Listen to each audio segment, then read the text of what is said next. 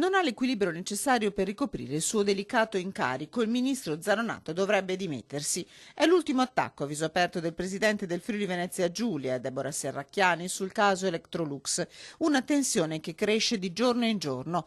Nessuno scontro se lei e Zanonato sono membri dello stesso partito, lei renziana, lui cuperliano.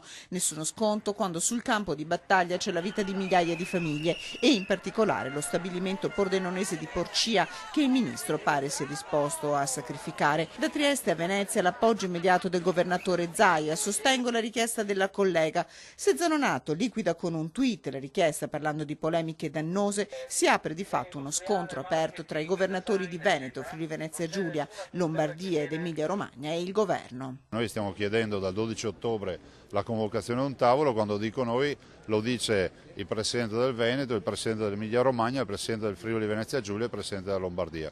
Se 4 richieste come queste non bastano, andremo alla raccolta delle firme. In casa Partito Democratico salgono sulle barricate i parlamentari vicini al ministro dal padovano Naccarato alla trevigiana Floriana Casellato, che definiscono l'attacco della governatrice incomprensibile. Nel frattempo appare sempre più abbandonato in una sorta di limbo la vicenda Electrolux, con timidi segnali di apertura da parte dei vertici svedesi, proposte concrete degli industriali che richiedono l'urgente discussione con le parti sociali e per ora la mancanza del governo, l'unico in questo momento in grado di mediare. E mentre dalla CGIL di Treviso arriva la richiesta chiara dell'uso dei contratti di solidarietà per lo stabilimento di Susegana per mantenere i posti di lavoro, il Veneto appare ancora ben lungi dall'uscire dalla lunga onda della crisi. Drammatici i dati diffusi relativi ai fallimenti delle aziende in Italia. Il Veneto sale purtroppo sul podio, terza regione italiana per numero di ditte che hanno portato i libri in tribunale.